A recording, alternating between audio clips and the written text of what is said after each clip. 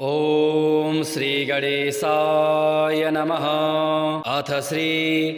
महादेवस्तुतिः। रुद्राय स्थितिकण्ठाय सुरूपाय सुवर्चसे कपर्दिने करालाय हर्यक्षणे वरदाय च तृष्णे पूष्णे दशभिधे देवानामधिपाय च क्षेम्या हरिनेत्राय स्थाणवे पुरुषाय च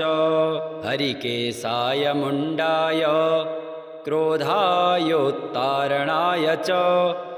भास्वराय सुतीर्थाय देवदेवाय रंहसे उष्णीषिणेषु वक्त्राय परशुहस्ताय पार्षिणे हिरण्यबाहवे राजन् योग्राय पतये दिशां पशूनां पतये चैव भूतानां पतये नमः वृषाय मातृभक्ताय सेनान्ये मध्यमाय च महात्मने चानङ्गाय सर्वांगाय प्रमाथिने तथा रुद्राणि पतये पृथवे कृत्तिवाससे कपालभूषणे नित्यं सुवर्णमुकुटाय च महादेवाय कृष्णाय त्र्यम्बकाय हराय च क्रोधनाय नृशंसाय मृतवे बाहुशालिने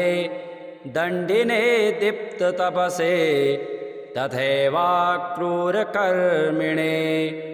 सहस्रशिरसे चैव सहस्रचरणाय च विरूपाय सुरूपाय महारूपाय दष्ट्रिणे पिनाकिनं महादेवं महाभोगिनमव्ययम् त्रिशूलपाणिं वरदं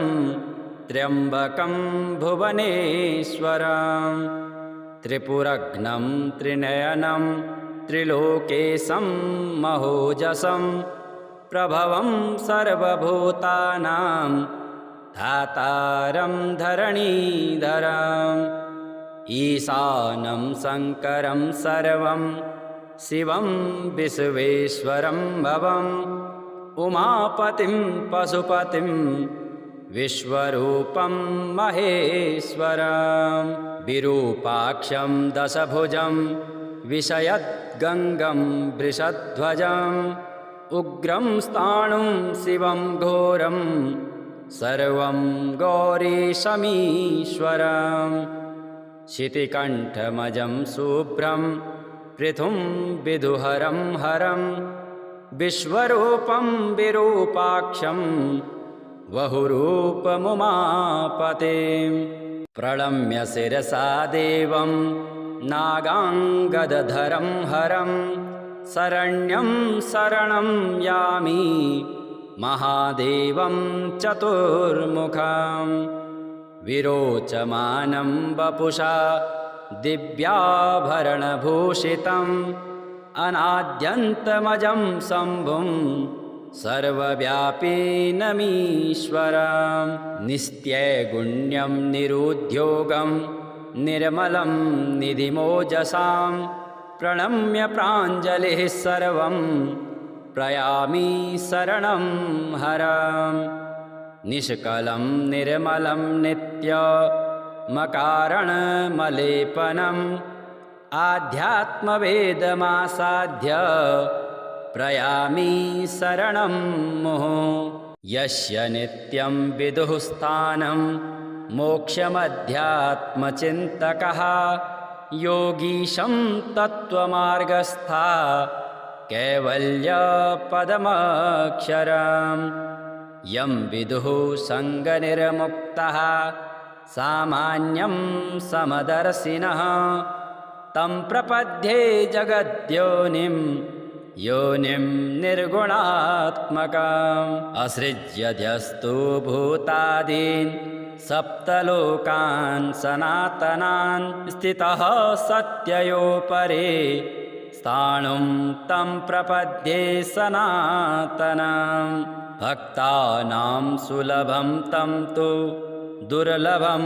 दुर्पातिनाम् अदूरस्थममुं देवं प्रकृतेः परतः स्थितां नमामि सर्वलोकस्थं व्रजामि शरणं शिवं रुद्राय सितिकण्ठाय सुरूपाय सुवर्चसे कपर्दिने करालाय हर्यक्षणे वरदाय च तृष्णे पूष्णे दशभिधे देवानामधिपाय च क्षेम्या हरिनेत्राय स्थाणवे पुरुषाय च हरिकेशाय मुण्डाय क्रोधायोत्तारणाय च भास्वराय सुतीर्थाय देवदेवाय रंहसे उष्णीषिणे सुवक्त्राय परशुहस्ताय पार्षिणे हिरण्यबाहवे राजन् योग्राय पतये दिशां पशूनां पतये चैव भूतानां पतये नमः वृषाय मातृभक्ताय सेनान्ये मध्यमाय च महात्मने चानङ्गाय सर्वाङ्गाय प्रमाथिने तथा रुद्राणि पतये पृथवे कृत्तिवाससे कपालभूषणे नित्यं सुवर्णमुकुटाय च महादेवाय कृष्णाय त्र्यम्बकाय हराय च क्रोधनाय नृशंसाय मृतवे बाहुशालिने दण्डिने दीप्ततपसे तथैवाक्रूरकर्मिणे सहस्रशिरसे चैव सहस्रचरणाय च विरूपाय सुरूपाय महारूपाय दष्ट्रिणे पिनाकिनं महादेवं महाभोगिनमव्ययं त्रिशूलपाणिं वरदं त्र्यम्बकं भुवनेश्वरं त्रिपुरघ्नं त्रिनयनं त्रिलोकेशं महोजसं प्रभवं सर्वभूतानां धातारं धरणीधरम् ईशानं शङ्करं सर्वं शिवं विश्वेश्वरं भवम् उमापतिं पशुपतिं विश्वरूपं महेश्वरं विरूपाक्षं दशभुजं विषयद्गङ्गं वृषध्वजम् उग्रं स्थाणुं शिवं घोरं सर्वं गौरीशमीश्वरम् शितिकण्ठमजं शुभ्रं पृथुं विदुहरं हरं विश्वरूपं विरूपाक्षं बहुरूपमुमापतिं प्रणम्य शिरसा देवं नागाङ्गदधरं हरं शरण्यं शरणं यामि महादेवं चतुर्मुखम् विरोचमानं वपुषा दिव्याभरणभूषितम् अनाद्यन्तमजं शम्भुं सर्वव्यापिनमीश्वरं निस्त्यगुण्यं निरुद्योगं निर्मलं निधिमोजसां प्रणम्य प्राञ्जलिः सर्वं प्रयामि शरणं हरम् निष्कलं निर्मलं नित्यमकारणमलेपनम् आध्यात्मवेदमासाद्य प्रयामि शरणं मुहुः यस्य नित्यं विदुः स्थानं मोक्षमध्यात्मचिन्तकः योगीशं तत्त्वमार्गस्था कैवल्यपदमक्षरम् यं विदुः सङ्गनिर्मुक्तः सामान्यं समदर्शिनः तं प्रपद्ये जगद्योनिं योनिं निर्गुणात्मकाम् असृज्यध्यस्तु भूतादीन् सप्तलोकान् सनातनान् स्थितः सत्ययोपरि स्थाणुं तं प्रपद्ये सनातनम् भक्तानां सुलभं तं तु दुर्लभं दुर्पातिनाम् अदूरस्थममुं देवं प्रकृतेः परतः स्थिताम् नमामि सर्वलोकस्थं व्रजामि शरणं शिवम् रुद्राय सितिकण्ठाय सुरूपाय सुवर्चसे कपर्दिने करालाय हर्यक्षणे वरदाय च तृष्णे पूष्णे दशभिधे देवानामधिपाय च क्षेम्या हरिनेत्राय स्थाणवे पुरुषाय च हरिकेशाय मुण्डाय क्रोधायोत्तारणाय च भास्वराय सुतीर्थाय देवदेवाय रंहसे उष्णीषिणे सुवक्त्राय परशुहस्ताय पार्षिणे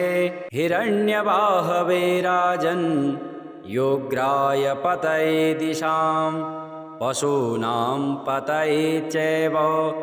भूतानां पतये नमः वृषाय मातृभक्ताय सेनान्ये मध्यमाय च महात्मने चानङ्गाय सर्वाङ्गाय प्रमाथिने तथा रुद्राणि पतये पृथवे कृत्तिवाससे कपालभूषणे नित्यं सुवर्णमुकुटाय च महादेवाय कृष्णाय त्र्यम्बकाय हराय च क्रोधनाय नृशंसाय मृतवे बाहुशालिने दण्डिने दीप्ततपसे तथैवाक्रूरकर्मिणे सहस्रशिरसे चैव सहस्रचरणाय च विरूपाय सुरूपाय महारूपाय दष्ट्रिणे पिनाकिनं महादेवं महाभोगिनमव्ययं त्रिशूलपाणिं वरदं त्र्यम्बकं भुवनेश्वरं त्रिपुरघ्नं त्रिनयनं त्रिलोकेशं महोजसं प्रभवं सर्वभूतानां धातारं धरणीधरम् ईशानं शङ्करं सर्वं शिवं विश्वेश्वरं भवम् उमापतिं पशुपतिं विश्वरूपं महेश्वरं विरूपाक्षं दशभुजं विषयद्गङ्गं वृषध्वजम् उग्रं स्थाणुं शिवं घोरं सर्वं गौरीशमीश्वरम् शितिकण्ठमजं शुभ्रं पृथुं विदुहरं हरं विश्वरूपं विरूपाक्षं बहुरूपमुमापतिं प्रणम्य शिरसा देवं नागाङ्गदधरं हरं शरण्यं शरणं यामि महादेवं चतुर्मुखं विरोचमानं वपुषा दिव्याभरणभूषितम् अनाद्यन्तमजं शम्भुं सर्वव्यापिनमीश्वरं निस्त्यगुण्यं निरुद्योगं निर्मलं निधिमोजसां प्रणम्य प्राञ्जलिः सर्वं प्रयामि शरणं हरं निष्कलं निर्मलं नित्यमकारणमलेपनम् आध्यात्मवेदमासाद्य प्रयामि शरणं मुहुः यस्य नित्यं विदुः स्थानं मोक्षमध्यात्मचिन्तकः योगीशं तत्त्वमार्गस्था कैवल्यपदमक्षरम् यं विदुः सङ्गनिर्मुक्तः सामान्यं समदर्शिनः तं प्रपद्ये योनिं निर्गुणात्मकम् असृज्यध्यस्तु भूतादीन् सप्तलोकान् सनातनान् स्थितः सत्ययोपरि स्थाणुं तं प्रपद्ये सनातनम् भक्तानां सुलभं तं तु दुर्लभं दुरपातिनाम् अदूरस्थममुं देवं प्रकृतेः परतः स्थितां नमामि सर्वलोकस्थं व्रजामि शरणं शिवं रुद्राय सितिकण्ठाय सुरूपाय सुवर्चसे कपर्दिने करालाय हर्यक्षणे वरदाय च तृष्णे पूष्णे दशभिधे देवानामधिपाय च क्षेम्या हरिनेत्राय स्थाणवे पुरुषाय च हरिकेशाय मुण्डाय क्रोधायोत्तारणाय च भास्वराय सुतीर्थाय देवदेवाय रंहसे उष्णीषिणे सुवक्त्राय परशुहस्ताय पार्षिणे हिरण्यबाहवे राजन् योग्राय पतये दिशां पशूनां पतये चैव भूतानां पतये नमः वृषाय मातृभक्ताय सेनान्ये मध्यमाय च महात्मने चानङ्गाय सर्वाङ्गाय प्रमाथिने तथा रुद्राणि पतये पृथवे कृत्तिवाससे कपालभूषणे नित्यं सुवर्णमुकुटाय च महादेवाय कृष्णाय त्र्यम्बकाय हराय च क्रोधनाय नृशंसाय मृतवे बाहुशालिने दण्डिने दीप्ततपसे तथैवाक्रूरकर्मिणे सहस्रशिरसे चैव सहस्रचरणाय च विरूपाय सुरूपाय महारूपाय दष्ट्रिणे पिनाकिनं महादेवं महाभोगिनमव्ययं त्रिशूलपाणिं वरदं त्र्यम्बकं भुवनेश्वरं त्रिपुरघ्नं त्रिनयनं त्रिलोकेशं महोजसं प्रभवं सर्वभूतानां धातारं धरणीधरम् ईशानं शङ्करं सर्वं शिवं विश्वेश्वरं भवम् उमापतिं पशुपतिं विश्वरूपं महेश्वरं विरूपाक्षं दशभुजं विषयद्गङ्गं वृषध्वजम् उग्रं स्थाणुं शिवं घोरं सर्वं गौरीशमीश्वरम् शितिकण्ठमजं शुभ्रं पृथुं विदुहरं हरं विश्वरूपं विरूपाक्षं बहुरूपमुमापतिं प्रणम्य शिरसा देवं नागाङ्गदधरं हरं शरण्यं शरणं यामि महादेवं चतुर्मुखम् विरोचमानं वपुषा दिव्याभरणभूषितम् अनाद्यन्तमजं शम्भुं सर्वव्यापिनमीश्वरं निस्त्यगुण्यं निरुद्योगं निर्मलं निधिमोजसां प्रणम्य प्राञ्जलिः सर्वं प्रयामि शरणं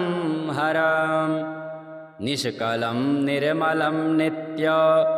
मकारणमलेपनम् आध्यात्मवेदमासाद्य प्रयामि शरणं मुहुः यस्य नित्यं विदुः स्थानं मोक्षमध्यात्मचिन्तकः योगीशं तत्त्वमार्गस्था कैवल्यपदमक्षरम् यं विदुः सङ्गनिर्मुक्तः सामान्यं समदर्शिनः तं प्रपद्ये जगद्योनिं योनिं निर्गुणात्मकम् असृज्यध्यस्तु भूतादीन् सप्तलोकान् सनातनान् स्थितः सत्ययोपरि स्थाणुं तं प्रपद्ये सनातनम् भक्तानां सुलभं तं तु दुर्लभं दुर्पातिनाम् अदूरस्थममुं देवं प्रकृतेः परतः स्थितां नमामि सर्वलोकस्थं व्रजामि शरणं शिवम्